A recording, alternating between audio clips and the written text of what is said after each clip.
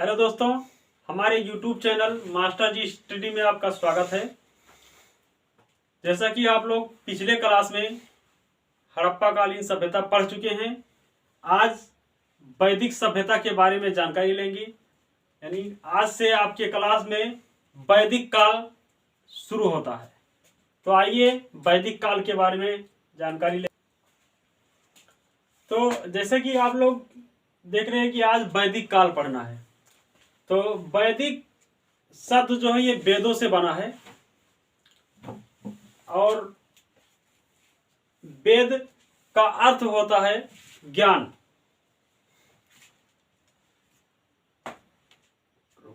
वेद का अर्थ ज्ञान होता है। और वैदिक सभ्यता के निर्माता थे, जो वैदिक संस्कृति के निर्माता आर्य थे। आर्य वैदिक संस्कृति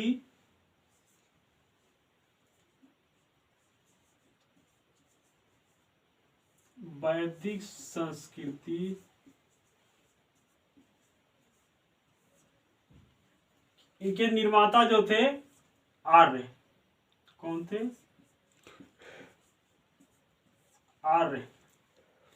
ठीक। अब आर्य का अर्थ होता है श्रेष्ठ। आर्य का अर्थ होता है श्रेष्ठ।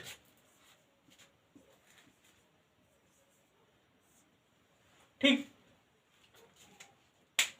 अब देखिए आप लोग, वैदिक का अर्थ जो होता है वो ज्ञान, और इस संस्कृति की स्थापना, इसके संस्थापक थे आर्यवंश के लोग। और अब आप लोग देख लीजिए कि वैदिक काल की जो प्रमुख रचनाएं थीं उनके बारे में। तो वैदिक काल की प्रमुख रचनाएं, जो प्रमुख 4 वेद थे, उनको देखते हैं। नंबर 1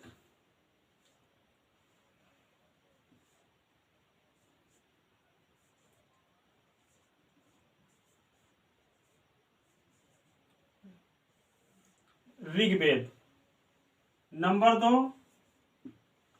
नंबर 1 आपका हो गया ऋग्वेद। नंबर 2 यजुर्वेद।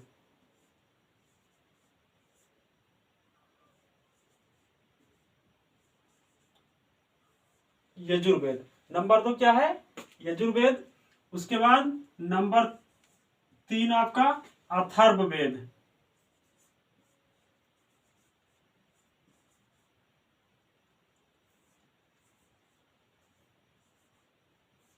अथर्ववेद।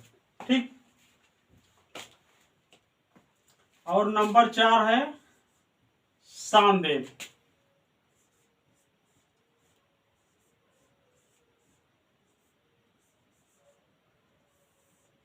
सामवेद। इनमें ध्यान देने वाली बात यह है कि ऋग्वेद सबसे पुराना वेद है। उसके बाद इन तीनों वेदों की रचना हुई। सबसे पहले ऋग्वेद, फिर यजुर्वेद, फिर अथर्ववेद, और उसके बाद सामवेद। अब ऋग्वेद की रचना जो है यह लगभग 1500 ईसा पूर्व 1500 ईसा पूर्व से 1000 ईसा पूर्व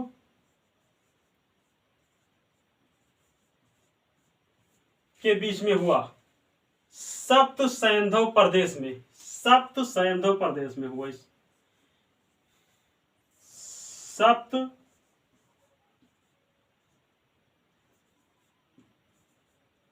सैंधव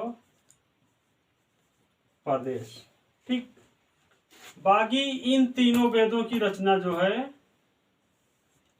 इन तीनों वेदों की रचना 1000 ईसा पूर्व से 1000 ईसा पूर्व से 500 ईसा पूर्व के बीच में हुआ। और यह कुरु पांचाल क्षेत्र में हुआ। ठीक, इतना बात समझ गए आप लोग। ऋग्वेद की रचना 1500 ईसा पूर्व से 1000 ईसा पूर्व के बीच में, यजुर्वेद, अथर्ववेद और सामवेद की रचना 1000 ईसा पूर्व से 500 ईसा पूर्व के बीच में हुआ।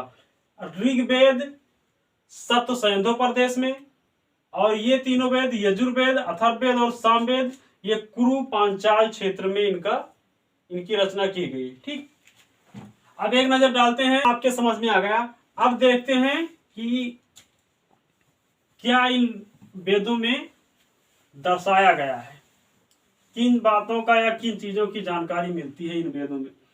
एक नजर देखते हैं। देखिए, ऋग्वेद जो है ये मंत्र प्रधान है। मंत्र, ऋग्वेद में मंत्रों के बारे में जानकारी दी गई। मंत्र प्रधान, मंत्र प्रधान कर सकते हैं आप लोग। ये हो गया ऋग्वेद का। उसके बाद में आता है यजुर्वेद। यजुर्वेद में यज्ञ विधि,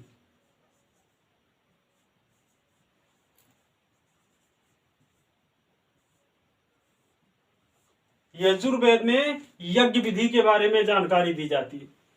ठीक, यज्ञ कैसे करना है उसका तौर तरीका बताया गया है। उसके बाद में आता है आपका अथर्ववेद। अथर्ववेद आपका जो है ये देखिए, अथर्ववेद में जादू मंत्र यानी जादू टोना टोटका, जादू मंत्र कर लीजिए आप।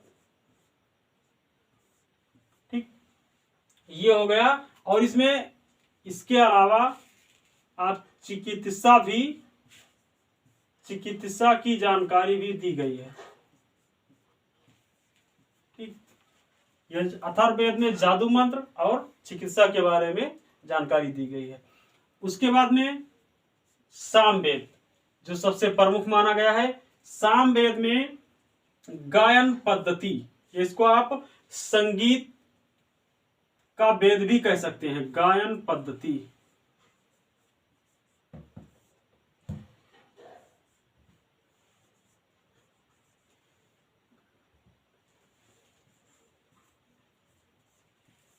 मतलब सामवेद में इस तरह के मंत्रों की रचना की गई है जिसको यज्ञ, हवन या अनुष्ठान के दौरान उसको गाया जा सके या गा करके उसको पढ़ा जा सके। ठीक, आप इसको संगीत का प्रथम पुस्तक भी या संगीत का प्रथम ग्रंथ भी बोल सकते हैं।